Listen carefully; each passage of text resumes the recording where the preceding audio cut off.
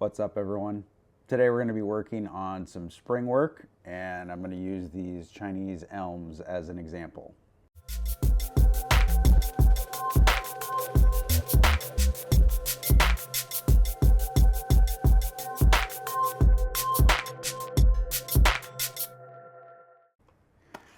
So this batch of elms, there's 5 of them here on the table, and I've got a few more of them. All came about as a result of root cuttings from one of my students' trees. But they're a great example of the kind of work that I do at this time of year. And so I already worked on these all last year, basically cutting them back and keeping them compact. So I'm not growing these to be larger trees. I want them to be just small trees, kind of like they are right now. So I'm not letting anything run. I'm working essentially at this stage on branch development rather than working on trunk development. And as a result, because I'm working on branch development, I'm cutting back and or pinching all of the tips. So a lot of people ask about, well, what is pinching? Do you do pinching with scissors, or do you pinching with your fingers? Because pinching implies that you're using your fingers. And so you can actually pinch just by pulling off the tip of the growth like that. And pinching is either scissoring or cutting of tender tips like that in order to shorten the node length, which is not super necessary on elms in particular, but shorten the node length, force compact growth and back budding, and just stopping these large runners from going. So as you can see, they have, each one of these has a couple of really strong shoots that are coming out near the top. And so these already have wood on them, and if I tried to do pinching, that wouldn't work unless I was doing it right up here at the tip. So I'll need to use scissors to cut those back. And I'm just leaving 2 leaves at the base of those strong shoots. And there's already been multiple cutbacks in this area before, and I'll come back and revisit kind of like the overall structure once I have removed all of these strong shoots. Because the first thing I'm doing is just sort of like coming in here and thinning these out, because this is sort of middle development. It has all of the trunk set according to my goal for the tree, and it already has primary and some secondary branching. So really what I'm looking to do here is just increase the density of the twigs by cutting back and forcing the tree to divide.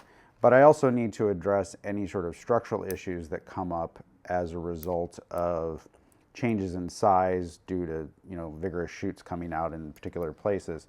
And so let me just finish trimming this. So I've got all of the shoots off, and now I can kind of see the structure. And what I can see is that, so maybe this is my top, but it's starting to create a knob right here from all of these shoots. And if I look at it from both sides, maybe it's a little bit more clear here. There's a cut there, and then 2 cuts here, and then I just made 2 more cuts there. So this is looking like it's starting to become a problem, and I have to, think to myself like, okay, can I keep that under control? Can I keep it from knobbing further by doing additional cutback? Or do I need to remove it entirely and come back and use like maybe this as the top? Yeah, so after a little bit of debate, I'm just going to go ahead and cut this section off because I wouldn't mind a little bit smaller tree anyway. I could probably see if I could root that. So usually when I'm using a knob cutter, concave cutter like this, I'll cut a little bit above where I want to cut initially, and then come in and do additional kind of shaving down to get down to the actual cut point. And that's because with the growth, with the twig above and below, these types of cutters have a tendency to push down and kind of smash the tissue that you're leaving on. So if you make a cut 1/4 of an inch above and then do additional cuts in the just kind of a little bit lower, then you can kind of avoid that that tendency of the tool even though it makes a nice shape in terms of the cut, it does have that tendency to smash the tissue sometimes, particularly in spring when it's relatively tender. All right, so that's all I will do to this one right now, other than I'll go ahead and put some cut paste on that to try to get it to heal over. And then my goal will kind of be to not let too many things run from this area to avoid creating another bulge like the one that I just cut off.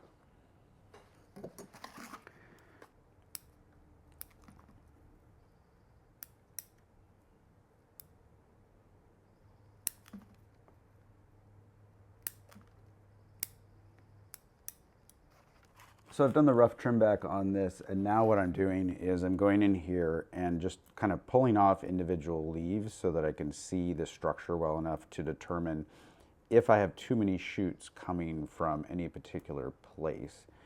And I'm not too concerned about, pulling off little leaves that are in the middle here. The almost 100% with these elms, the tree is going to bud from this last bud. So in each one of these cut points, I've cut just above a leaf, which is where elms they'll bud out from the base of that leaf at the node.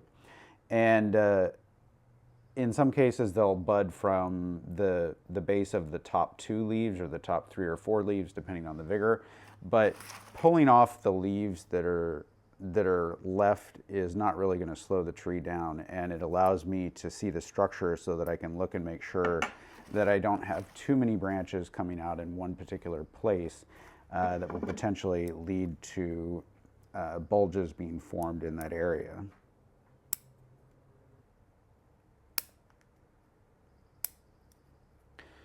All right, second one done. And I took this off because it's on the inside of the curve, and even though it was providing some nice fill in terms of the overall look of the tree, it's just going to cause problems where it's opposite this branch, which is on the outside of the curve. So I took that one off.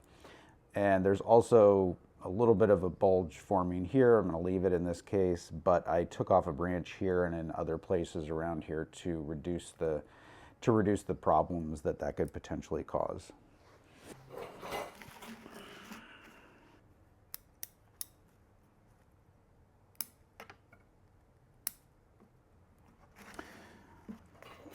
All right, so one thing you can do if you really want your tree to get a little bit bigger, but you also want to see if you can maintain some small branches at the same time, what I've done is I've trimmed off everything other than this one strong shoot. And what that's going to do is allow this shoot to make some additional wood that can bulk up this trunk a little bit. But at the same time, you have to be conscious of the fact that if you're potentially causing problems. So by allowing this to grow, the cut point that I eventually have to come back to here is going to be larger, and that means that I'm going to create a larger scar there when I go ahead and cut it off.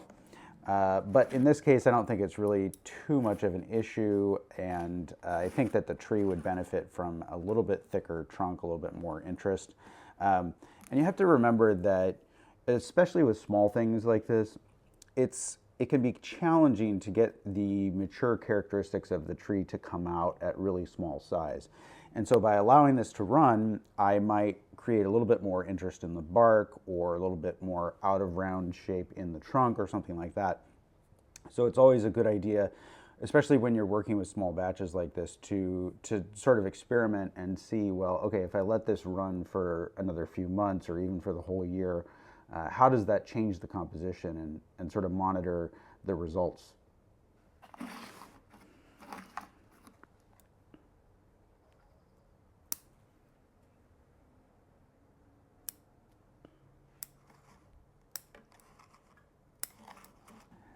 These were all created from root cuttings, like I said, and the junction where the original root cut was made, in this case, is here.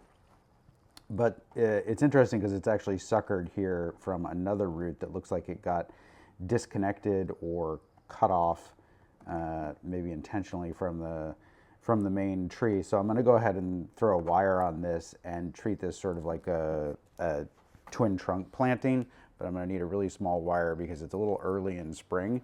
I don't want to wait to do it because I'm going to forget if I put it back outside, so I'm just going to go ahead and do it now.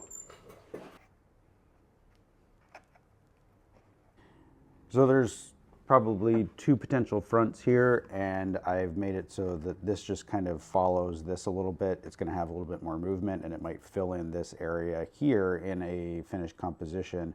But it looks like this one has a little ways to go in terms of overall development.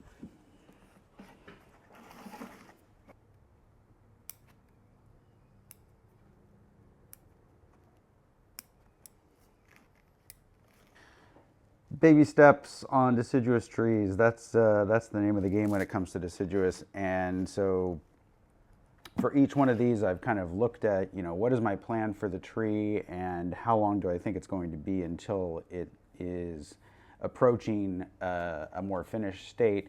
And this is the second year where in the spring I've done this sort of an operation. So these are actually starting to have some branch structure. I could be wiring a few of the things here, but I did wire them last spring, and I'm going to see how I can do with just some clip and grow.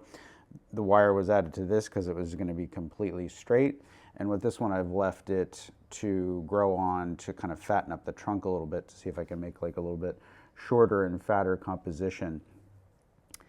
Deciduous development, unlike conifers, is not sort of like a let it grow for a year and then come back and see whether you can bend it into place. It really is more of a constant, especially in spring,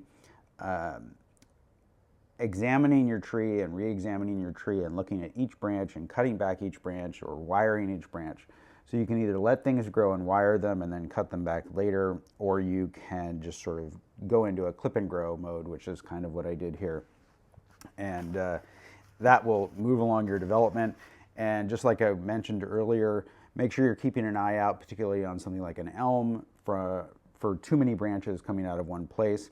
In a lot of cases with the trimming here, what I was doing is taking off vertical growth in favor of the smaller, more horizontal growth on the branches.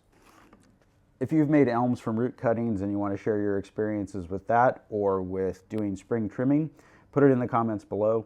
Thanks everyone for watching, and we'll see you next time.